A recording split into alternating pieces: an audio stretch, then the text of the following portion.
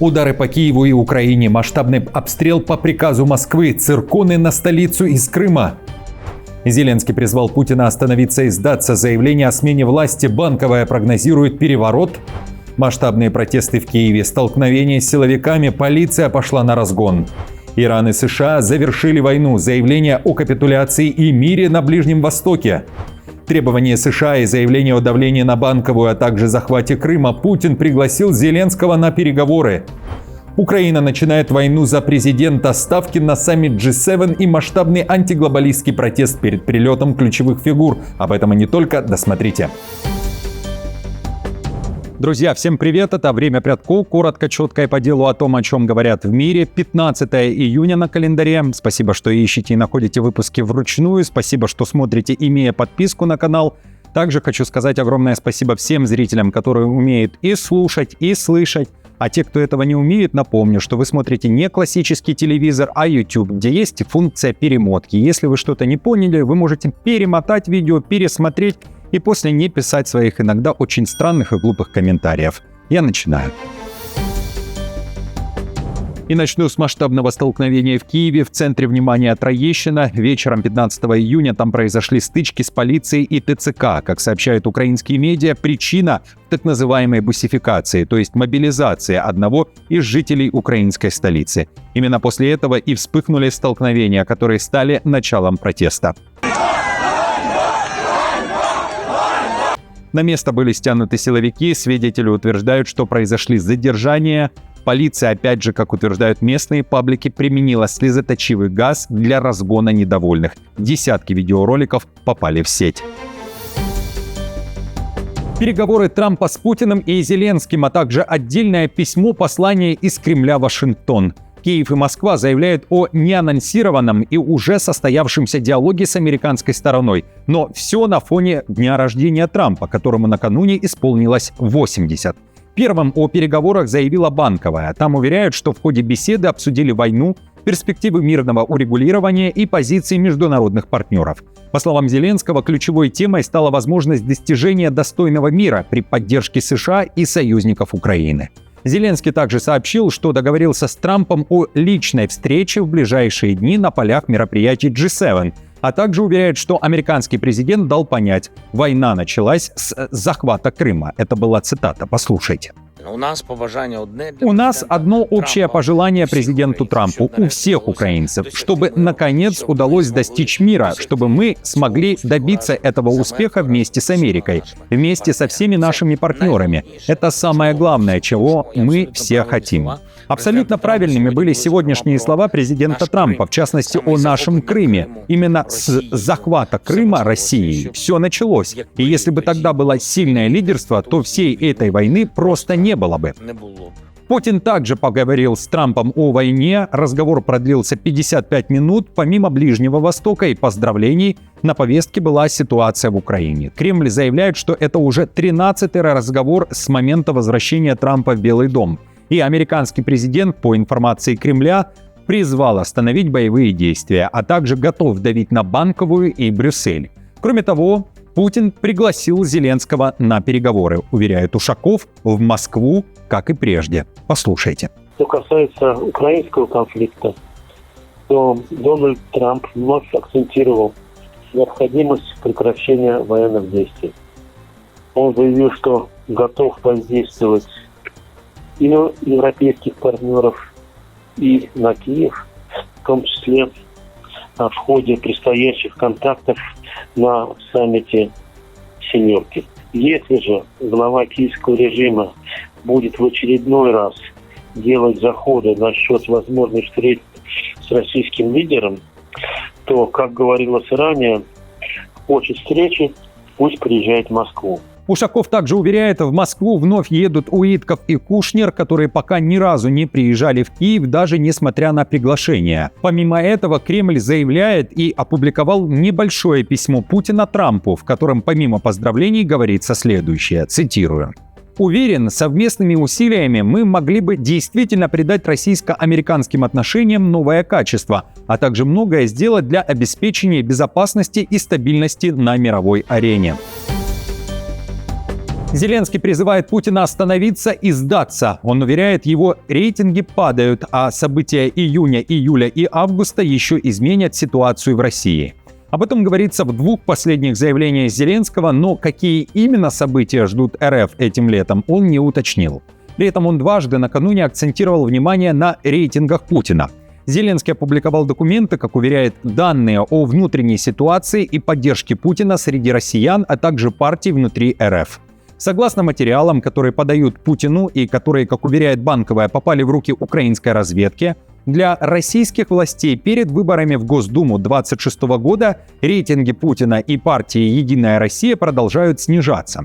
Согласно прогнозу, уровень одобрения Путина после кратковременного роста, который может быть в ближайшие месяцы, может упасть до 55% к 20 сентября 2026 года, тогда как доля неодобрения вырастет до 33%.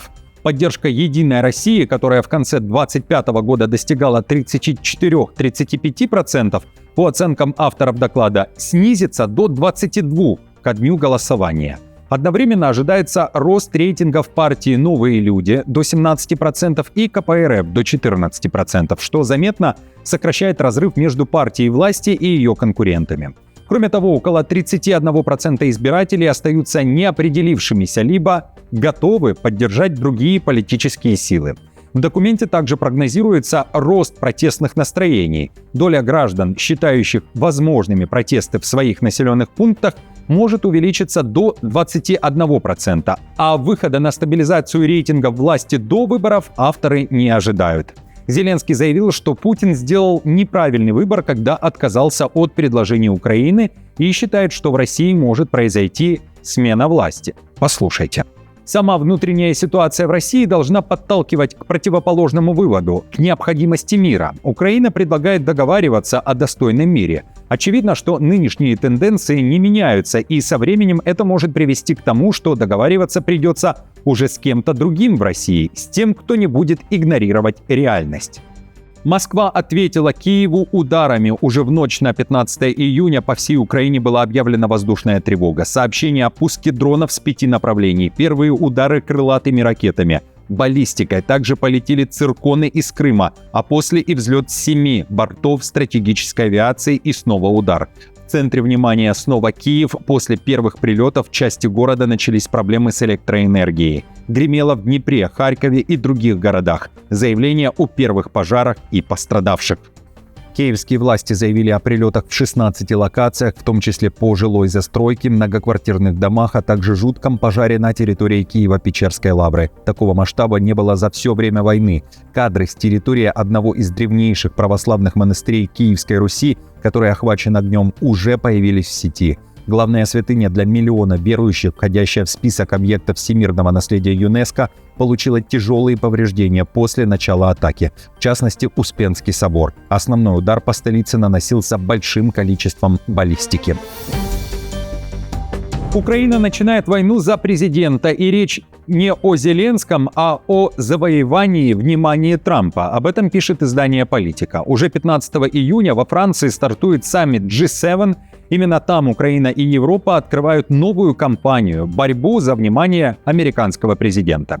Издание пишет, Киев едет навстречу с неожиданно сильными картами на руках. Речь о последних масштабных ударах по России и стабилизации фронта на некоторых направлениях, говорится в публикации.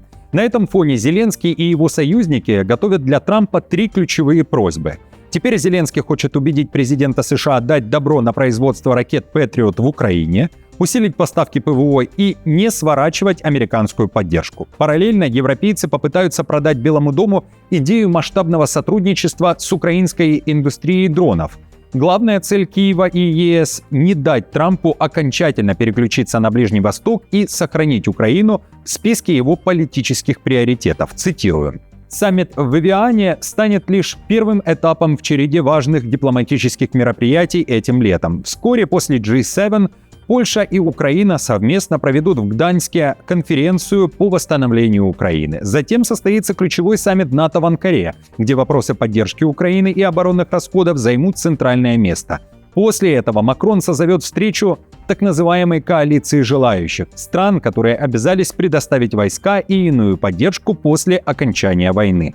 В Женеве накануне G7 уже горят машины с надписями «Eat the rich». Антиглобалисты, левые активисты и антивоенные группы вышли на улицы, чтобы обвинить клуб богатых стран, как они заявляют, в эксплуатации мира, бесконечных войнах и климатическом бездействии. Протестующие яростно критикуют поддержку Израиля, помощь Украине, политику Трампа и общий, как утверждается, империалистический курс G7, требуя прекратить грабеж глобального юга и перераспределить богатство.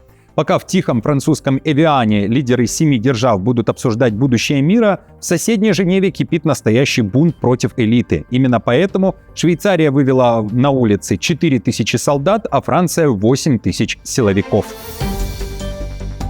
Трамп снова сорвался на Нетаньяху и заявил, что он ополоумел. В свой день рождения президент США экстренно позвонил премьеру Израиля и выругался матом, прежде чем спросить у Биби, зачем Цахал атаковал столицу Ливана Бейрут.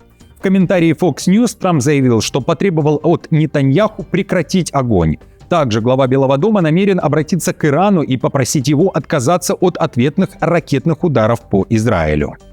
Сегодняшняя атака на Бейрут не должна была произойти, особенно в такой важный день, когда мы так близки к заключению мирного соглашения с Ираном. Израиль имеет право защищаться от угроз, однако атака, на которую он ответил, была очень незначительной и не имела серьезного значения. Никто не погиб, не был ранен и не пострадал, и она не должна нарушить этот важный процесс. Несмотря на израильскую атаку в Бейруте, мирное соглашение между Вашингтоном и Тегераном все равно будет подписано, цитирует слова Трампа журналист Axios Барак Равид. Однако в Иране эту информацию опровергли и предупредили. В частности, Нетаньяху, час расплаты близок. Послушайте. Преступление сионистского режима в Дахе и Бейрут вновь доказало, что США слабы и лишены доверия, поскольку не способны даже контролировать этот нелегитимный режим. Скоро последует мощный ответ. Напомню, израильские военные ударили по Бейруту накануне утром. Нетаньяху даже опубликовал видео авиаудара и сообщил, что Цахал поразил командный пункт Хизбаллы в южном пригороде Бейрута. После этой публикации на странице Нетаньяху в соцсети X сразу появился другой пост, поздравительный, адресованный Трампу. Желаю вам дальнейшей силы и энергии, пока вы ведете Америку к светлому будущему, основанному на мире через силу, и пока мы продолжаем поднимать союз США и Израиля на еще более высокий уровень. И уже за полночь премьер Пакистана, выступающий посредником между Вашингтоном и Тегераном, заявил, что США и Иран достигли мирного соглашения, и официальное подписание договора о завершении войны состоится 19 июня в Швейцарии. Также сообщается о полном прекращении огня на всех направлениях, включая Ливан. Трамп поздравил с этим событием всех, заявил о полном открытии Ормузского пролива, снятии морской блокады и заявил, что корабли всего мира могут запустить двигатели, чтобы нефть текла. Иран также подтвердил информацию, намекнув, что США капитулировали, а Трамп пошел на уступки. Ко всему, с территории Ливана будут выведены войска Израиля, утверждает Тегеран. Израиль же никак пока ничего не комментировал. Слишком много украинцев. Спикер парламента Чехии Томио Окамура, который ранее срывал украинский флаг, заявил, что, будь его воля, он бы полностью отменил временную защиту для граждан Украины. Заявление прозвучало в эфире чешского телеканала Prima News. Окамура утверждает, что чехи жалуются на украинских беженцев. Из почти 400 тысяч украинцев, которые сейчас в Чехии, работают чуть больше 100 тысяч, говорит спикер. Ему парировал представитель оппозиционной гражданской демократической партии Мартин Купка. Он назвал позицию Окамуры возмутительной и подчеркнул, что около 400 тысяч украинцев в Чехии – это не только нагрузка, но и ресурс для страны. По его словам, без людей из Украины здравоохранение, строительство и соцсфера Чехии сегодня бы не справилась. Также Купка уточнил, что в стране трудоустроены не 100, а 175 тысяч украинских граждан, а значительная часть остальных – это дети. Я хочу, чтобы война в Украине закончилась как можно скорее. Тогда автоматически прекратится и временная защита для этих людей. Их 400 тысяч. И они либо вернутся, либо перейдут в стандартную процедуру проживания, которую мы в значительной степени не будем одобрять, потому что их здесь слишком много. И граждане это понимают. Украина не дотягивает до членства в ЕС. Чиновники Евросоюза отмечают прогресс реформ в Украине, пишет Guardian, в частности, расследования против высокопоставленных фигур, в том числе против бывшего главы офиса Зеленского Ермака. Однако в Брюсселе серьезно недовольны скоростью выполнения 10 ключевых реформ, согласованных в декабре прошлого года. По оценкам ЕС, Украина выполнила всего около 15% плана. Это касается независимости НАБУ и САП, антикоррупционной стратегии и реформы назначения судей с прокурорами. В ЕС считают, что при наличии политической воли технические переговоры о вступлении можно завершить примерно за 4 года, но окончательное решение будет чисто политическим. Экс-советник Еврокомиссии по расширению предупреждает, ЕС должен смотреть на Украину в первую очередь через призму безопасности и интегрировать ее в оборонную политику. Отказ от Украины станет катастрофой для безопасности Европы, заявила она. Послушайте. Учитывая, что Украина – самый значимый игрок в сфере безопасности и обороны в Европе, обладающий боеспособной армией и эффективным вооружением на поле боя, худшим сценарием для европейской безопасности стало бы превращение будущего украинского правительства в евроскептическое. Напомню, уже сегодня в Люксембурге начнутся первые базовые переговоры о вступлении Украины и Молдовы в ЕС. Миграционный лимит провалился. Швейцарские избиратели сказали «нет» ограничению населения страны до 10 миллионов человек. Референдум по этому вопросу, который некоторые называли швейцарским Брекситом, прошел в стране накануне. Предварительно против инициативы высказались около 54% проголосовавших. Это предложение, пишет Политика, продвигала правая швейцарская народная партия. Депутаты предупреждали о перегрузке инфраструктуры, экологии и госслужб из-за миграции. Сейчас население Швейцарии чуть больше 9 миллионов, примерно треть жителей родились в других странах. По прогнозам, в начале 2040 года население страны может достигнуть 10 миллионов. В Брюсселе за швейцарским референдумом следили с напряжением. Победа инициативы могла бы серьезно ударить по соглашению о свободном передвижении с ЕС, тогда как на Евросоюз приходится 60% швейцарского экспорта. После первых итогов голосования евродепутат Дэвид МакАлистер заявил, что швейцарцы послали мощный сигнал в пользу надежности, открытости и продолжения двустороннего пути. Друзья, на этом все. Спасибо вам большое, как всегда, за просмотр, за поддержку, за каждый ваш лайк и комментарий. И до встречи уже завтра.